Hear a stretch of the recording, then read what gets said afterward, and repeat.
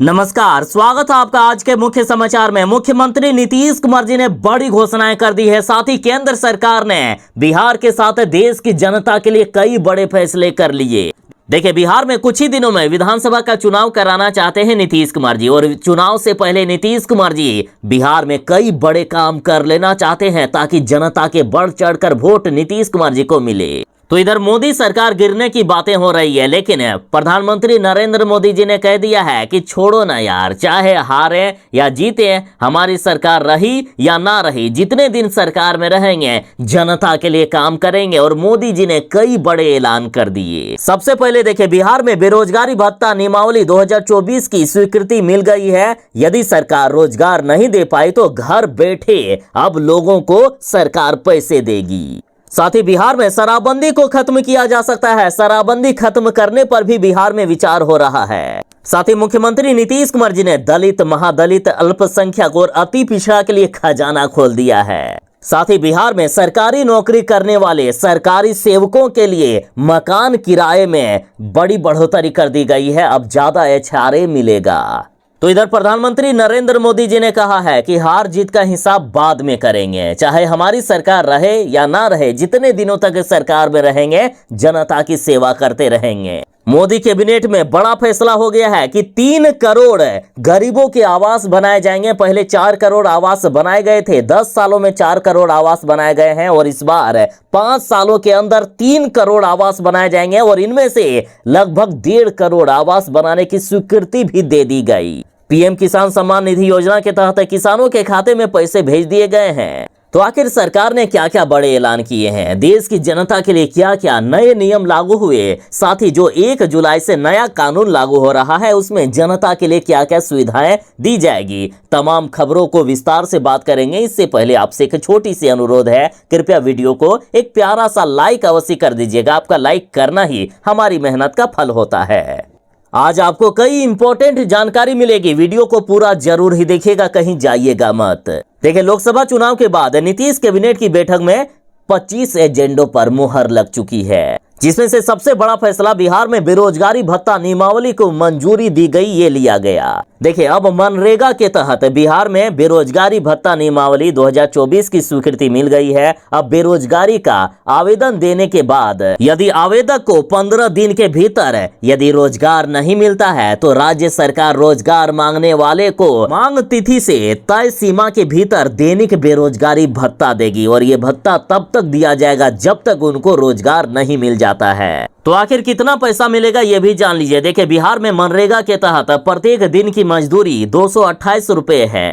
इस आधार पर पहले महीने काम नहीं पाने वाले मजदूरों को जो दैनिक मजदूरी है उसका 1/4 मतलब 57 रुपए प्रतिदिन के हिसाब से घर बैठे मिलेगा। वहीं यदि 1 महीने के बाद भी रोजगार नहीं मिलता है तो आधा यानी 114 रुपए प्रतिदिन के हिसाब से घर बैठे उनको दिया जाएगा। तो इधर मोदी कैबिनेट ने पहली बैठक जो की है उसमें से गरीबों के लिए 3 करोड़ नए घर बनाने को मंजूरी दे दी है। प्रधानमंत्री आवास योजना के तहत गांव और शहरों में बनने वाले इन घरों में टॉयलेट, बिजली, पानी और गैस कनेक्शन भी दिया जाएगा। इस स्कीम के तहत पिछले 10 सालों में अब तक 4 करोड़ 21 लाख घर बनाए गए हैं, और अभी 5 सालों के अंदर 3 करोड़ से भी ज्यादा घर बनाए जाएंगे। और मोदी जी ने पहली कैबिनेट की पहली कलम से 3 करोड़ नए घर बनाने को लेकर मंजूरी दे दिए हैं। साथ ही प्रधानमंत्री नरेंद्र मोदी जी ने पहली ही कैबिनेट में 20,000 करोड़ रुपए किसान सम्मान निधि योजना की मंजूरी भी दे दी।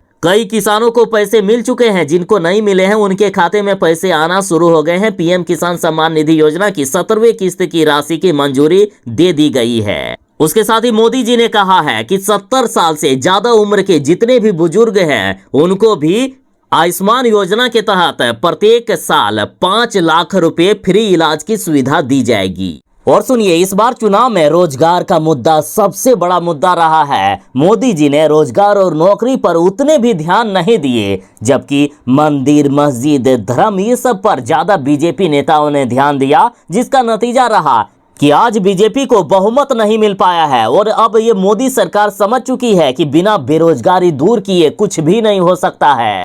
मतलब जितने भी विभाग हैं, जहां जितने भी पद खाली हैं, सभी पर सरकारी नौकरी निकाली जाएगी। तो वहीं जीएसटी को आसान बनाया जाएगा। कई चीजों पर जो पहले जीएसटी जहां लागू थी वहां से जीएसटी हटा दिया गया है। साथ ही जीएसटी को लगातार आसान बनाया जा रहा है। जीएसटी कई चीजों पर कम भी कर दिए गए। तो इधर बिहार वालों के लिए बड़ी खबर है। बिहार में रोजगार और नौकरी की बौछार होने वाली है। नीतीश कुमार जी लगभग 3 से 4 महीनों के अंदर 4 लाख से भी ज्यादा सरकारी नौकरियां देने वाले हैं। देखिए, मुख्यमंत्री नीतीश कुमार जी ने लोकसभा चुनाव प्रचार के दौरान ही घोषणा कर दिए थे कि विधानसभा चुनाव से पहले ही 10 लाख सरकारी नौकरी देने के हम अपने वादों को पूरा करेंगे। और अभी बिहार सरकार ने लगभग 5.5 लाख सरकारी नौकरियां दे दिए हैं। और अभी बिहार में रिक्त पदों की संख्या 4,72,976 है। तो इन सभी पर बहाली निकाली जाएगी। मुख्यमंत्री नीतीश कुमार जी के आदेश पर सामान्य प्रशासन विभाग ने बिहार में विभिन्न विभागों में रिक्त पड़े 4,72,976 पदों की जानकारी सरकार को उपलब्ध करा दी है। विभिन्न सरकारी विभागों में करीब 4.25 लाख पद रिक्त पड़े हैं। इन सभी पर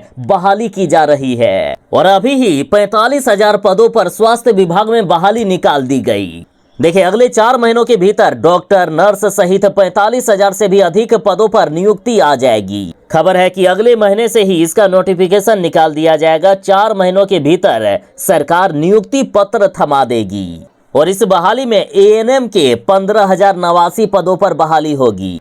इसी तरह से सहायक प्राध्यापक के 1339, विशेष चिकित्सा पदाधिकारी के 3523, इसी तरह कई विभागों में बहाली होने वाली है। लैब टेक्नीशियन के 3080, ड्रेसर के 1562, सीएचओ संविदा पर बहाली होगी। इसमें से 4500 पदों पर बहाली। नर्स के 6298 पदों पर बहाली। ओटी असिस्टेंट के 1332, फार्मासिस्ट के 3637। तो इस तरह से कुल मिलाकर 45,000 से भी ज्यादा पदों पर बहाली की जानी है। तो वहीं पंचायती राज विभाग में 15,610 पदों पर बहाली होगी। और इसके लिए भी नोटिफिकेशन अगले महीने ही आने वाला है। तो इधर बिहार सरकार ने सरकारी सेवकों के लिए यानी सरकारी नौकरी करने वालों के लिए बड़ी खुशखबरी दे दी है। इनको मकान किराए भत्ता यानी जो एचआरए मिलता है उसमें से बढ़ोतरी कर दी गई। देखिए, बड़ी खबर है कि राज्य कर्मियों के मकान किराया भत्ता यानी एचआरए की वर्तमान दर में संशोधन की स्वीकृति दे दी गई है। बिहार के पटना में कार्यरत सरकारी अधिकारियों या कर्मियों को उनके मूल वेतन का 20% मकान किराया भत्ता मिलेगा।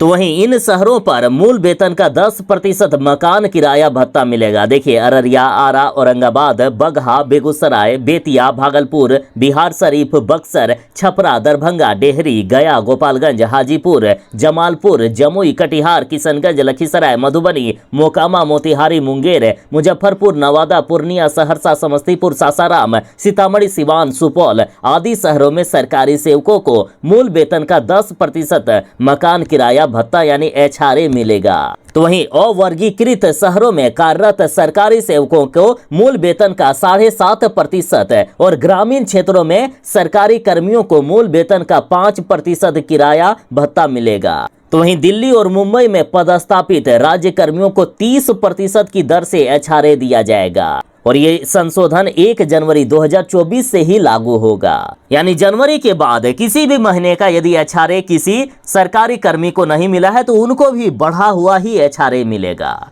तो इधर मोदी जी ने बड़ी घोषणा कर दी है। देखिए, सरकारी कर्मियों को मिल सकता है बड़ा तोहफा। पेंशन देने की योजना बना लिए हैं मोदी सरकार ने, या यूं कहिए कि पुरानी पेंशन योजना लागू की जा रही है। देखिए, जो नियम बनाया गया इसके तहत अंतिम बेसिक सैलरी का 50% पेंशन के रूप में मिल सकेगा। इसका लाभ 8.7 मिलियन सरकारी कर्मियों को मिलेगा, जिसमें से केंद्रीय और राज्य सरकार के कर्मचारी भी शामिल है। मोदी सरकार ने वर्ष 2004 से राष्ट्रीय पेंशन प्रणाली यानी एनपीएस में रजिस्टर्ड सरकारी कर्मचारियों के पेंशन लाभ में बड़ी बढ़ोतरी की योजना बना लिए हैं। तो इस तरह से बिहार और केंद्र सरकार ने बड़ी बड़ी घोषणाएं कर दी है। साथ ही मोदी जी ने तो यहां तक कह दिया है कि अभी तो शुरुआत है। 5 साल में इतने ज्यादा काम होने वाले हैं जितने 10 सालों में भी नहीं हुए। पिछले 10 सालों में जो भी हमने काम किया है वो पिछले 17 सालों में जो सरकारों ने गड्ढे बनाकर रख दिए थे उन गड्ढों को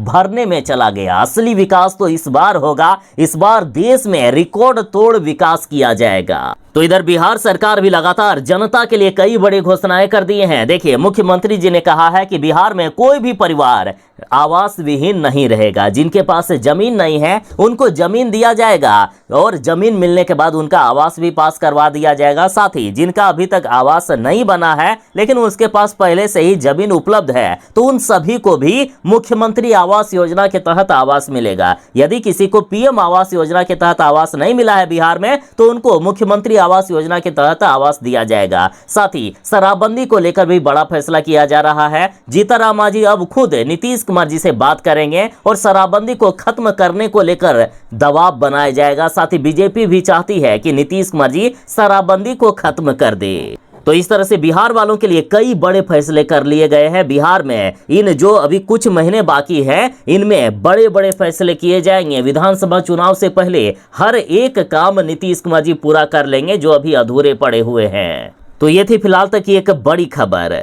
साथ ही 1 जुलाई से नया कानून आ रहा है और इस कानून के तहत कोई भी व्यक्ति किसी भी थाने पर एफआईआर लिखा सकेंगे। अब जरूरी ये नहीं होगा कि जिस क्षेत्र में अपराध हुआ है या जहां जो घटना हुई है उसी क्षेत्र के थाने में एफआईआर लिखाना होगा। अब ये सुविधा दे दी गई है कि आप किसी भी क्षेत्र के, किसी भी इलाके के या दूसरे भी राज्य के किसी भी थाने पर एफआईआर लिखा सकेंगे और ये लिखना पड़ेगा थानेदार को। यदि वे नहीं लिखेंगे तो नए कानून जो 1 जुलाई से लागू हो रहा है उसके तहत थानेदार पर ही कार्रवाई की जाएगी। तो ये थी फिलहाल तक की एक बड़ी खबर। बाकी आप बिहार सरकार और केंद्र सरकार के बारे में क्या राय रखते हैं, साथ ही सरकार से क्या उम्मीद रखते हैं, कमेंट में जरूर ही बताइएगा। वीडियो अच्छी लगी हो तो वीडियो को लाइक करके ज्यादा से ज्यादा शेयर जरूर ही कर दें। तो चलिए मिलते हैं बस थोड़ी ही देर में नई खबरों के साथ, नई अपडेट के साथ। तब तक के लिए दीजिए इजाजत। बाय। जय हिंद। भारत माता की जय।